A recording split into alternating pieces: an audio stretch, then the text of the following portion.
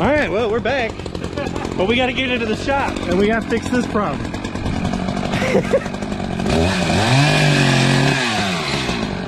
So, yeah, this'll be fun. Hadn't been in the shop in a while. Tree fell on the shop, so just gotta fix that.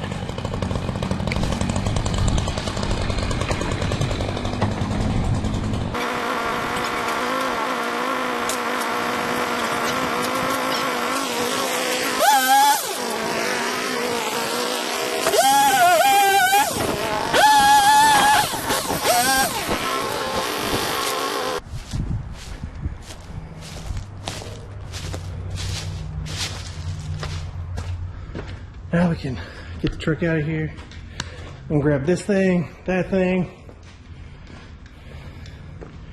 The shop hasn't been used in months because of everything, but we're gonna take that off, get that, put it somewhere. We're gonna get 416 over here onto that and do stuff to get it over there. Maybe. Now all that may not happen at one time, but that's the goal. Assemble, move. So, but this is one step in the process. You can see welcome back to Licensed Descent. If you're not subscribing already, go ahead and do it. If you get notifications turned on, you're the real MVP, because alright, let's get to moving and wrenching. Today we finally start putting this bitch together after many months of excruciating waiting and torture of life events. Sounds about right? And getting parts. And getting parts. The parts was the longest part. And the money for the parts was even longer. But we can finally start putting this together. It's good. Send money. Send money. It's a good meme. Yeah, send money.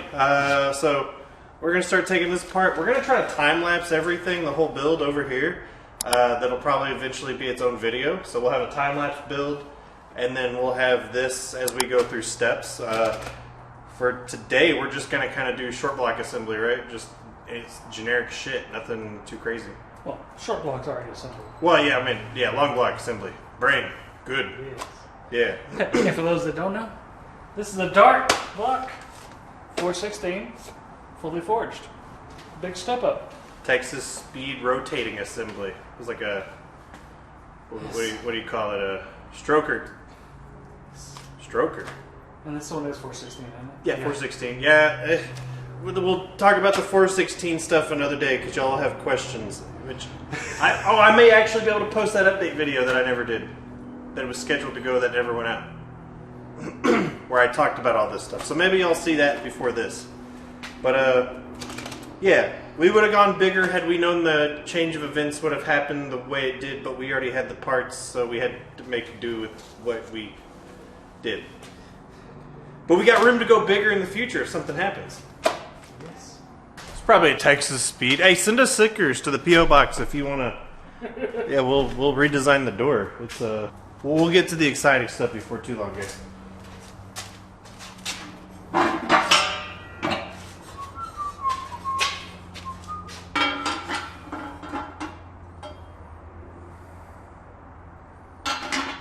Wait, I don't think we...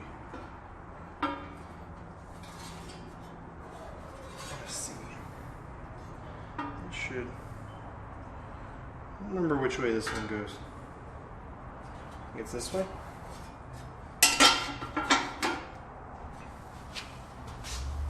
Skull Crusher's with an old man. Gotta get my workout in, man. Okay, where to sit enough? I guess you don't use it with this block. Because none of the pieces are there. Because I thought... Because look, you look on the bottom of that block, it's got studs. Yeah, please hold. Haha, so... Yeah. Next weekend. It turns out with the Dart LS Next, you need... Have a custom bracket to be able to mount your OEM windage tray. or you need to have a special windage tray from Dart, it looks. So, okay, so it may have been like, you know, a week for me, but it was like minutes, seconds even for you. So, I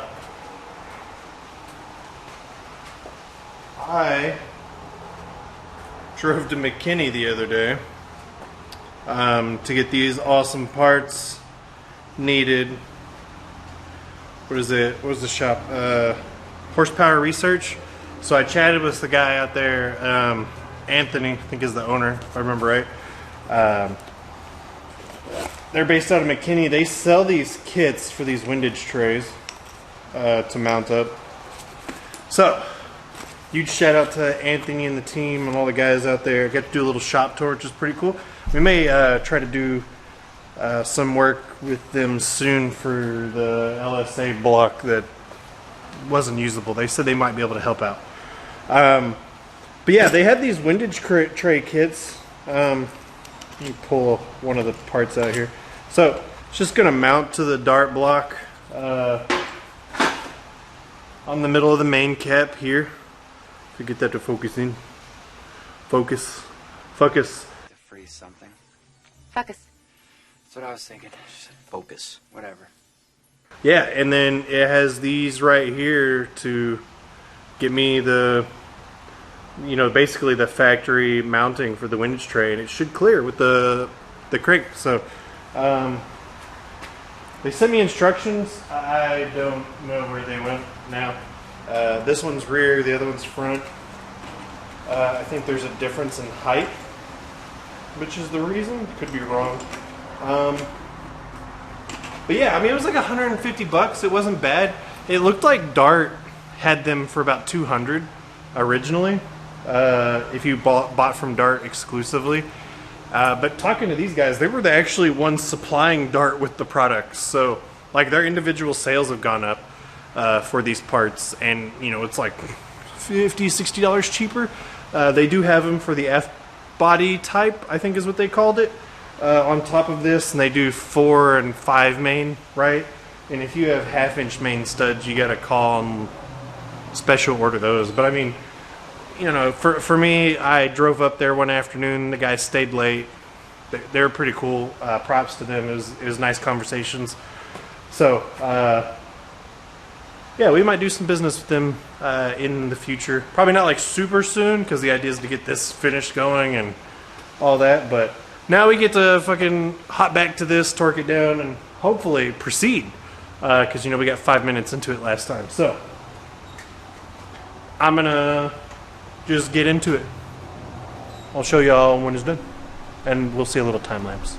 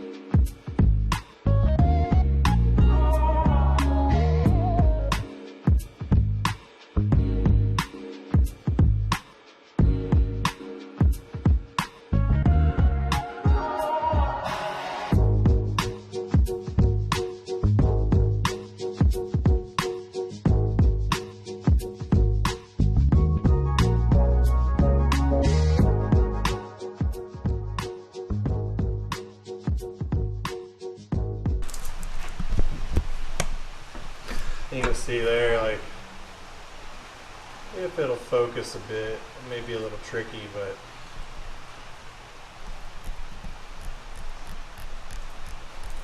there you go.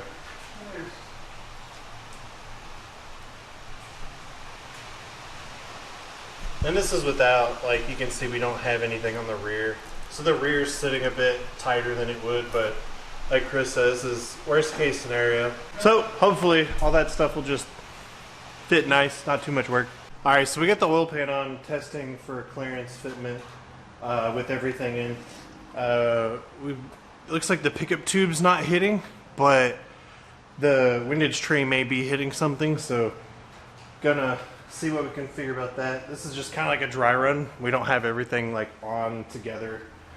No gaskets, no shims or nothing. We just want to see what'll clear what. So we're gonna see why we have like this little bit of fitment issue real quick, and then we'll explain what's going on and I'll show you. Yeah. Okay, so we kind of figured out the clearance issue a bit. We're gonna go ahead and tuck these things down pretty firm now.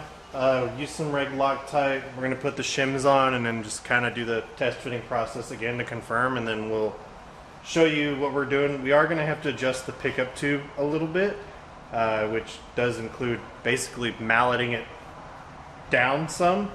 You know, poor man's way, I guess, instead of buying a new pickup tube, but it'll be alright.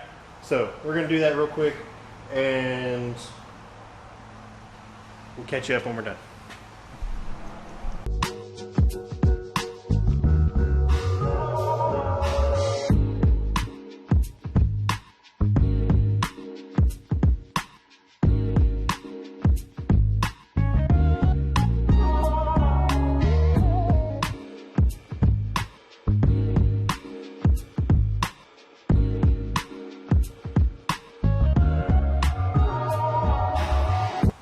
I'll show you real quick so you can kind of see like those little washers, you know, make a little big, not big difference, but enough so you can see it's flat here, right, on the back side.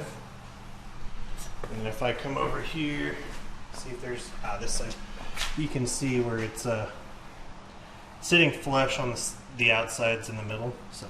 So your 6 inside don't have any shims, and you have your 4 shims on the outside. And that should pull down tight. Will vary depending on clearance from your build, or F-body is even different. The F-body, you actually have to have shims in the rear because it's thinner in the back. 16th of an inch. Yeah. All right, so we got everything together. Like I showed you earlier, we're not using all the spacing washers because the clearance was fine. Everything's torqued down. Middle was 15, and then even these were 15 foot-pounds. I'm guessing those are probably like somewhere around 15 as well. We're going to do a test fit of the oil pan, see what our clearance here is now, and get an idea of how much we're going to have to hammer this down to get it the clearance it needs to still be able to pick up oil, but, you know, work. So, yeah. One thing I'm going to do is I'm going to leave my phone in here for some light. And if we look through the drain plug, we'll be able to see what kind of clearance we have. So if it's like touching for the most part, we should be able to see it. One thing you could do if you had any kind of like modeling putty or gum or anything. So you can see we have like a little. And that's also without the gasket. Yeah, that's without the gasket, but we still want to test fit because we don't want to risk damaging the gasket or anything. All right. And I can see in here that it is definitely touching flat across the top of the oil pan. So we want to clearance this down. Where'd those instructions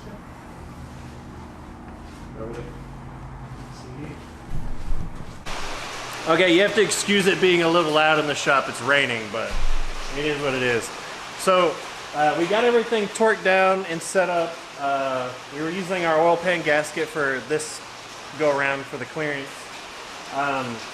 We were able to use some washers that we had measured for the appropriate clearance from the oil pickup tube to the oil pan, which was, well, we set it at around 375 thousandths. what he said, 375 thousandths, which it was like 0.275 to like 500. So it's like somewhere in there is like the optimal range.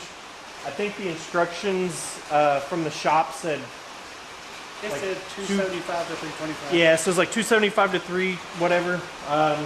But we have it where we have it. It should be like an optimal range. So now we should just be able to put the oil pan on, put our bolts on to get it aligned and all that jazz, and then we can start worrying about the front and rear covers.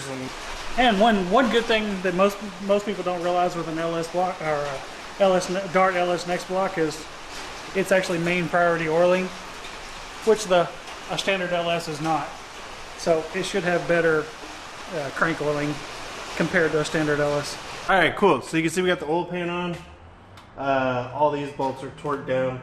Now I'm just gonna go take our good old front timing cover so it doesn't look like we have a 100,000 mile leaky oil engine on a brand new nice Dart block. All right, got all of our bolts cleaned up, pretty nice. Looking little, just get a little shine to them. Threads are pretty clean. All the heads are clean.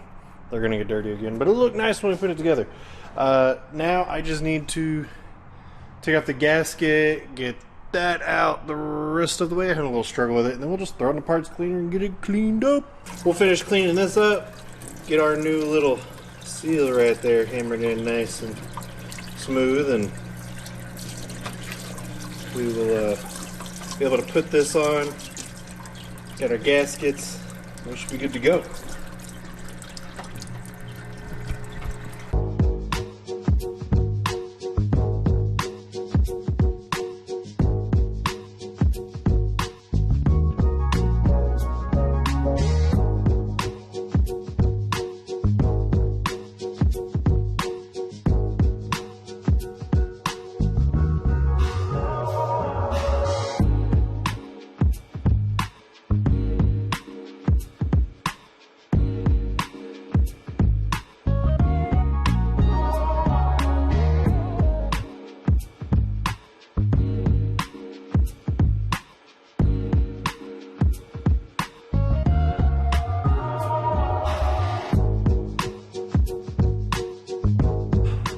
Well, actually, that we may just end the video here for y'all. I feel like that's probably a good amount of content, right? Yeah. It's progress. Yeah, so we pretty much just got like the oil pan, the bottom on, the back, front seals, main seals, all that jazz. We were gonna put the Innovators West thing on, but due to a series of unfortunate events, the compressor is on the down and out at the moment. So we don't have a way to like ugga dugga that bad boy on there. And we don't really have a way to hold the crank in place at the moment either. So we're not going to continue with that. We kind of got everything prepped. I just put everything back up. And then I guess we found out we needed bolts for the lifter trays. I thought the stuff I had came with it, which we didn't get to. We kind of started working on some stuff, hoping we'd make progress there. And so the heads will still need to be cleaned. Okay, we'll call it a day here. Hopefully I get this video for y'all out this Wednesday, and hopefully y'all enjoy it, since we are back after a really long wait of stuff. But hopefully we'll get more into that as things progress. So thank y'all so much for watching. We'll see y'all on the next one as we finish wrapping up this Dart engine block to go into the CTS-V. Be sure to comment if you have any questions about the build, or things in general about it, about what's going on. That's totally fine. Be sure to like, subscribe. Go check out the other socials. There's an Instagram floating around that we should probably get better at posting on as well. But let us know what y'all want to see next. Go ahead and tell us. We got a few other projects going on. So it's after this is done. But bye-bye. You want to say bye, Chris? Bye. He didn't say Chris. Shane. Later, everyone. Thanks for watching.